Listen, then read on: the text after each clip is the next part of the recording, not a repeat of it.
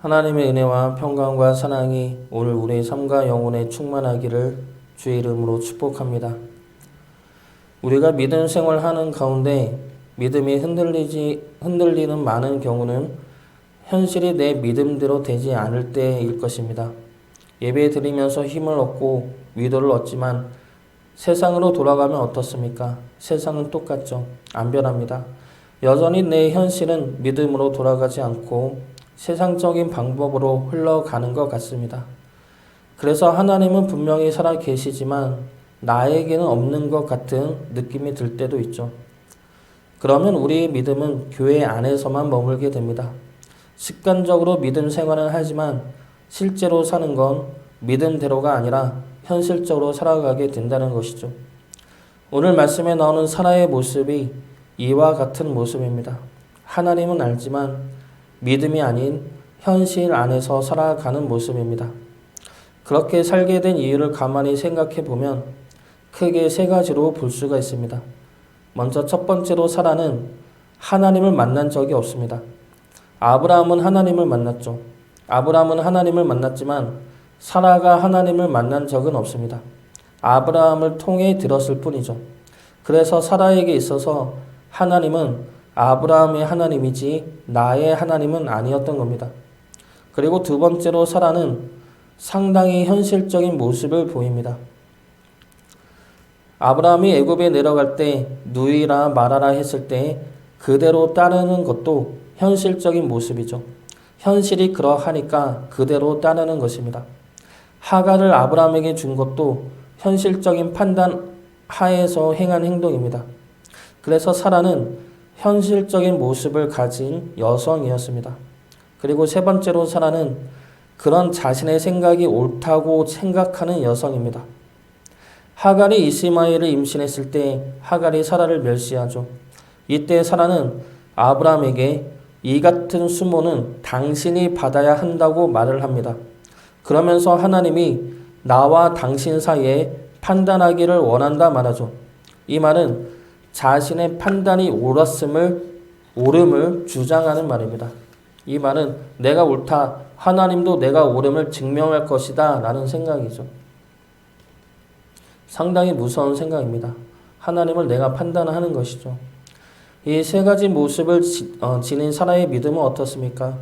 하나님도 알고 하나님의 계심도 알고 있습니다. 그러나 거기까지 그래서 내가 살아가고 내가 생활하는 방법이나 방식에는 전혀 상관없는 분으로서만 믿을 뿐입니다. 그런 사라를 만져주시는 내용이 오늘 본문의 말씀입니다. 하나님은 먼저 첫 번째로 사라를 부르십니다. 9절 말씀 보겠습니다. 그들이 아브라함에게 이르되 내 아내 사라가 어디 있느냐 대답하되 장막에 있나이다. 하나님의 이 질문은 단순히 사라를 찾는 질문이 아닙니다. 하나님의 이 질문은 사라의 지금 영적인 상태, 영적인 자리에 대해서 묻고 있는 질문입니다. 이러한 질문은 선악과를 먹은 아담에게도 물었던 질문이죠. 아담아 어디 있느냐? 이 질문의 뜻이 무엇입니까? 이리 오라는 말씀이죠. 나를 떠나지 말고 나를 버리지 말고 내게 나아오라는 말씀입니다. 사라는 하나님을 만난 적이 없습니다. 아브라함을 만난 하나님을 아브라함을 통해서만 들었을 뿐 사라가 직접 하나님을 만나고 하나님의 말씀을 들은 적이 없습니다. 그래서 사라에게 있어서 하나님은 나와는 조금 비켜선 하나님 또는 내 남편의 하나님이라는 야속함과 서운함이 있었던 것 같습니다. 그래서 하나님이 찾아온 것이죠.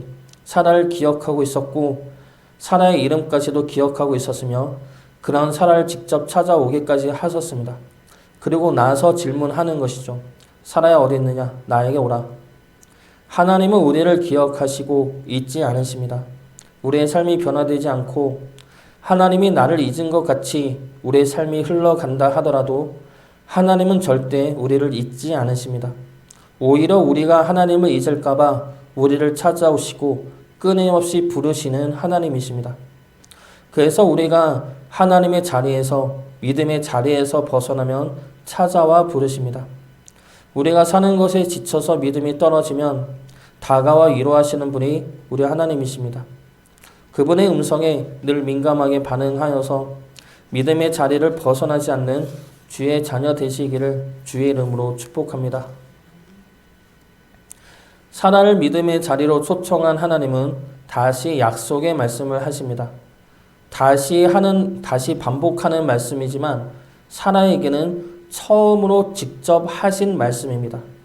이것이 하나님께서 사라의 믿음을 회복시키기 위한 두 번째 방법인 말씀입니다. 약속의 말씀을 믿고 붙들라는 말씀이죠. 10절 말씀 보겠습니다. 그가 이르시되 내년 이맘때 내가 반드시 내게로 돌아오리니 내 아내 사라에게 아들이 있으리라 하시니 사라가 그 뒤 장막문에서 들었더라. 아브라함을 향해 하신 말씀이지만 사라를 위한 말씀이죠. 사라가 듣고 있는 것을 알고 하신 사라를 향한 말씀입니다. 근데 사라는 이 말씀을 받아들이지가 않습니다. 그 이유가 11절에 나오죠. 11절 말씀 보겠습니다. 아브라함과 사라는 나이가 많아 늙었고 사라에게는 여성의 생리가 끊어졌는지라. 11절은 현실적인 이야기입니다. 사라의 현실적인 모습이죠. 그리고 10절은 하나님의 약속의 말씀입니다. 하나님의 약속의 말씀은 아들이 있을 거라는 말씀이고 11절의 말씀은 생리가 끊어져서 아들을 낳을 수 없는 현실의 모습입니다. 그러면 하나님의 말씀은 현실적으로 전혀 불가능한 말씀이죠. 말도 안 되는 말씀인데 결과는 어떻습니까? 말도 안 되는 말씀이 이루어지죠. 이것이 하나님께서 우리에게 원하시는 믿음의 선택입니다. 말씀을 믿을 것이냐, 현실을 믿을 것이냐. 하나님께서 우리가 살고 있는 현실 가운데서 우리를 부르신 것은 현실을 넘어선 하나님의 말씀 안에 살게 하기 위해서 우리를 부르신 것입니다. 그리고 그 말씀으로 인해 우리는 현실보다 큰 하나님의 말씀을 경험하며 사는 것입니다. 중요한 것은 그 가운데서 우리가 현실을 믿음으로 걱정하며 들어갈 것인가, 하나님의 말씀을 믿음으로 평안을 누릴 것이냐입니다. 하나님의 말씀을 믿음으로 평안을 누리시길 바랍니다. 이것이 두 번째 하나님의 말씀을 믿으라는 권면의 말씀입니다. 마지막 세 번째로 하나님께서는 하나님의 옳음을 인정하게 하십니다. 하나님께서는 사라를 믿음의 자리로 부르시고 하나님의 말씀을 주십니다. 하나님은 사라가 믿음으로 말씀을 붙들어서 믿음의 자녀가 되기를 원하셨습니다. 그러나 오늘 본문에서 사라는 그런 하나님의 말씀을 비웃습니다. 12절 말씀 보겠습니다. 사라가 속으로 웃고 이르되 내가 노쇠하였고 내 주인도 늙었으니 내게 무슨 즐거움이 있으리요. 사라는 여전히 믿음이 회복되지가 않습니다. 오히려 하나님을 비웃죠. 하나님의 말씀보다 현실을 택함으로 하나님의 말씀을 비웃게 되는 상황에 이르게 된 겁니다. 하나님을 믿어요. 말씀도 좋아요. 근데 현실적으로 말이 되지 않지 않습니까? 현실에서 살아남으려면 내 노력과 내 능력과 인맥과 열심이지 하나님의 말씀은 아니지 않습니까? 이러한 생각이죠. 그런데 하나님께서 사라의 그 비웃음을 그냥 넘어가지 않으십니다. 13절과 14절 말씀 보겠습니다. 여호와께서 아브라함에게 이르시되 사라가 왜 웃으며 이르기를 내가 늙었거늘 어떻게 아들을 낳으리요 하느냐. 여호와께 능하지 못한 일이 있겠느냐. 기한이 이를 때에 내가 내게로 돌아오리니 사라에게 아들이 있으리라. 하나님께서 분명하게 다시 말씀하십니다. 내가 능하지 못한 일이 있느냐. 그러자 사라가 부인을 합니다. 15절 말씀 보겠습니다. 사라가 두려워서 부인하여 이르되 내가 웃지 아니하였나이다. 이르시되 아니라 내가 웃었느니라. 사라가 두려워서 부인합니다. 그런데 하나님께서는 그냥 넘어가지 않으시고 다시 말씀하시죠. 아니다, 내가 웃었다. 하나님께서 이렇게 분명하게 계속 잡고 말씀하시는 이유가 무엇입니까? 그것이 사라에게 중요한 문제이기 때문이죠. 사라는 자신이 옳다는 생각이 강한 여성입니다.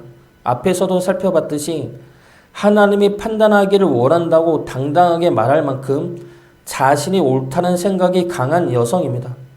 그래서 자신이 틀렸어도 인정하지 않는 여성이죠. 자신이 늘 옳아야 하는 여성이기 때문입니다. 그런데 이 옳음이 믿음을 가릴 때가 있다는 겁니다. 사라 입장에서 보면 하나님은 어떠한 하나님입니까? 말뿐인 하나님이죠. 땅을 주신다 하셨는데 막벨라 굴 하나입니다. 자손을 준다 하셨는데 자식을 낳을 수 없는 몸이 되었는데도 없습니다. 그러면 틀린 것이 아닙니까? 하나님이 말만 하고 제대로 이룬 게 하나도 없는데 하나님의 말씀을 지금 내가 어떻게 믿습니까? 믿을 수 없다는 것이죠. 이것이 사라의 생각이고 사라의 오름입니다. 그런데 문제는 사라가 오르면 어떻게 됩니까? 하나님은 틀린 하나님이 되는 것이죠. 우리도 삶을 살면서 내 뜻대로 살아갑니다. 그러면서 그것이 어쩔 수 없다고, 그것이 맞다고 하나님이 역사하지 않으시니까 내가 이럴 수밖에 없다 말합니다. 그리고 그것이 맞다 말하죠. 그러면 하나님은 틀린 하나님이 되는 것입니다. 하나님이 옳습니다. 이것은 절대적인 전제입니다. 옳음의 기준이 하나님에게 있기 때문에 하나님이 언제나 무조건 옳습니다. 그렇기 때문에 하나님의 말씀 또한 반드시 이뤄집니다.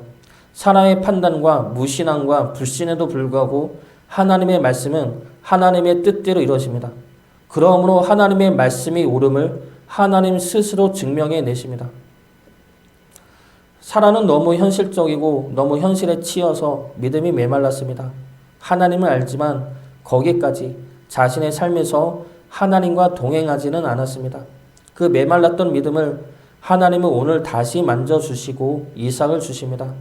사라는 그 이삭을 볼 때마다 깨달았을 것입니다. 내 삶에 들어와 나를 만나주신 하나님, 나에게 말씀하신 대로 이루어 주시는 하나님, 언제나 가장 선한 길로 나를 이끄시는 하나님, 그 하나님을 알고 믿게끔 하나님은 오늘 사라를 만나주신 것입니다.